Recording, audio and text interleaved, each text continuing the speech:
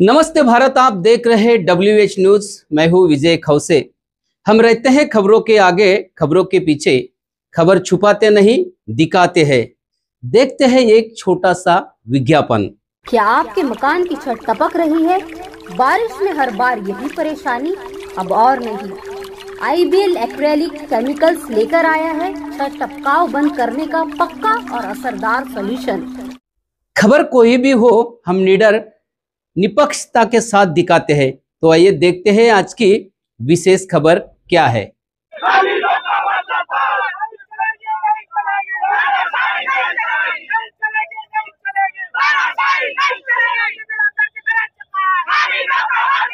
क्या आपके मकान की छत टपक रही है? बारिश में हर बार यही परेशानी? अब और नहीं, IBL एक्रेलिक केमिकल्स लेकर आया है छत टपकाव बंद करने का पक्का और असरदार सॉल्यूशन।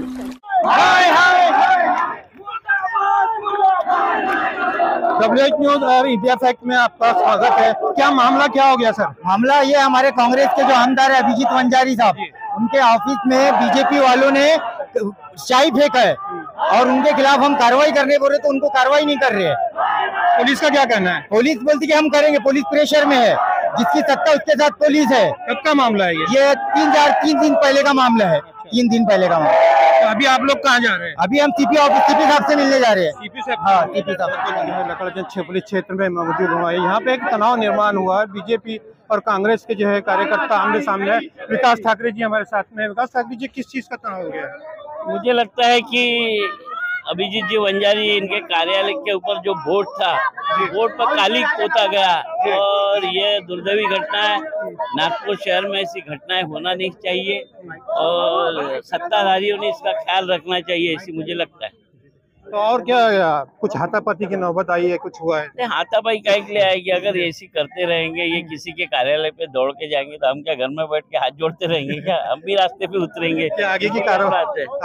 आगे वो जिस तरीके से हमें जवाब देंगे उसका जवाब हम बरोबर रीट का जवाब पत्ते। जिस तरीके से वो जवाब देंगे हम उसका जवाब देंगे। ये थे विकास ठाकरे जी जो है यहाँ के विधायक है। जनसंपर्क कार्यालयाच्या बोर्डवर भारतीय जनता पार्टीच्या काही कार्यकर्त्यांनी गुंडांनी समाजकंटकांनी त्या ठिकाणी ते माहोल खराब करण्याचा प्रयत्न केला, काली पोतण्याचा प्रयत्न केला।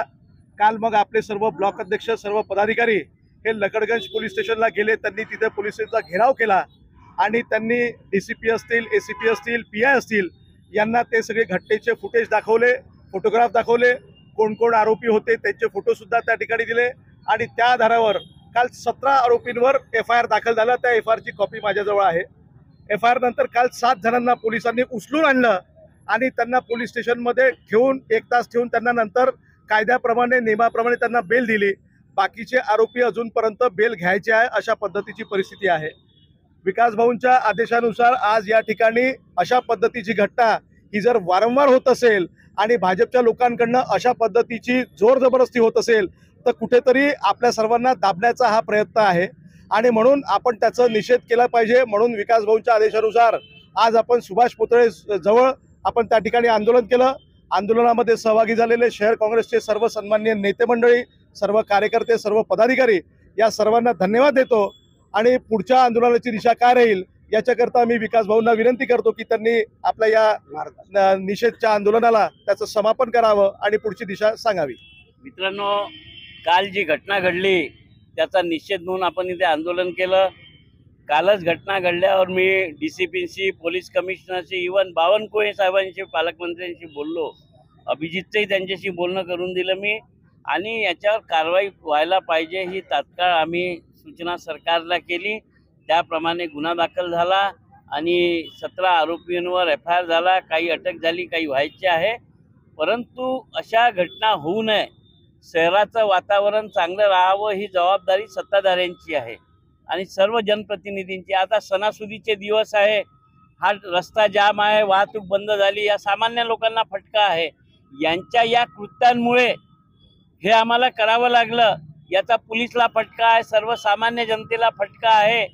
कोणत्याही जनप्रतिनिधीने आपण केलेल्या कृत्यामुळे सर्वसामान्य माणूस, सरकारी यंत्रणा ही डिस्टर्ब होणार नाही याची दखल घ्यावी आणि मला वाटते की भारतीय जनता पार्टीचे सगळे नेते मंडळी म्हणाले की आम्ही त्यांना समज देऊ आणि त्यांच्या लक्षात ही घटना आणलेली आहे, तर त्यावरही नाही मानले तर मग ते जसं करतात तसं आम्हाला करावं लागणारच आहे. आमच्या हातोडीने खिशात टाकून आम्ही घुमतो.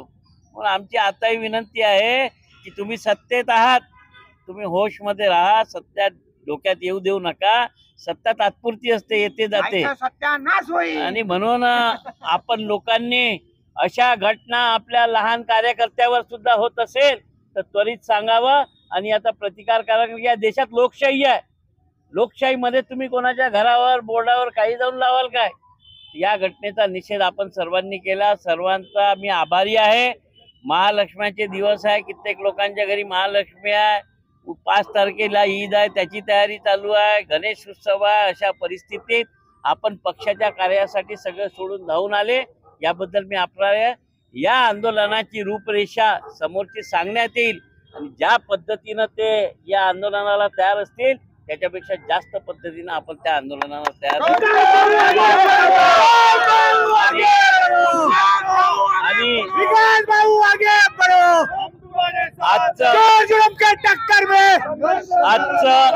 आजचं हे आंदोलन आपण इथे समाप्त करत आहे. आपण आपापल्या घरून गणपती महालक्ष्मी ईदची तयारी करा आणि शांतता शहरात कशी राहील या संदर्भात भूमिका आपल्या लोकांची आहे.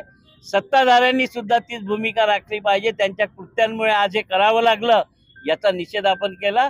सर्वजण आपापल्या घरी इथून सुखरूप जावं, जनतेचा नुकसान होणार नाही, शहरातली शांती भंगणार नाही. आता सणासुदीचे दिवस आहे, हे शहर शांतिप्रिय शहर आहे आणि या सणासुदीच्या दिवशीमध्ये सर्व पक्षाच्या जनप्रतिनिधींचं काम असते की शांती स्थापन करणं, पोलिसांची मदत करणं, लोकांमध्ये मिसळून सौहार्द निर्माण करणं.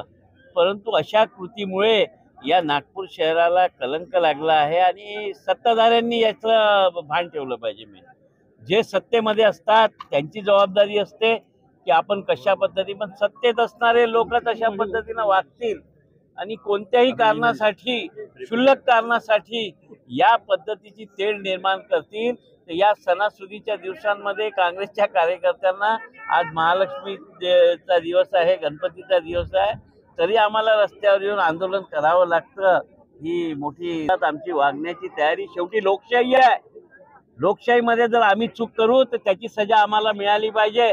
जर त्यांनी चूक केली त्याची सजा त्यांना मिळालीच पाहिजे आणि हे सत्ताधाऱ्यांनी भान ठेवून हे केलं पाहिजे. आम्ही आजच मुख्यमंत्र्यांची, पोलीस आयुक्तांची, पालकमंत्र्यांची भेटणार आहोत की या पद्धतीचं वातावरण जर शहरात निर्माण होईल तर याला जबाबदार तुम्हीच राहाल, आम्ही राहणार नाही आहे. आणि आम्ही हे स्पष्टपणे सांगणार आहोत, जशास तसं उत्तर देण्याची काँग्रेसची तयारी आहे. काँग्रेस कुठेही घरात घुसून बसणारा पक्ष नाही आहे. आम्ही रस्त्यावरचे लोक आहोत.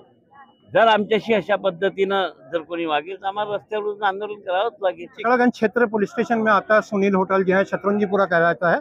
यहाँ तनाव निर्माण हो गया था। दोनों पक्ष के ने दोनों लोगों के जो है यहाँ पे मौजूद हो गए थे और हाथापाई की तो नौबत नहीं आई है। पुलिस का बंदोबस्त यहाँ पे मौजूद है। पुलिस ने इसको कंट्रोल की लिया। देखते रहिए इंडिया फैक्ट न्यूज़ और WH न्यूज़। ख्वाजा कबीर के साथ नागपुर। ये थी आज की विशेष खबर। कल फिर मिलेंगे नई खबर के साथ, तो तब तक के लिए देखते रहिए WH न्यूज़। लाइक करें, सब्सक्राइब करें। आपके मोबाइल पर खबर पाने के लिए बेल अवश्य दबाएं। विज्ञापन देकर सहयोग करें। धन्यवाद, नमस्कार।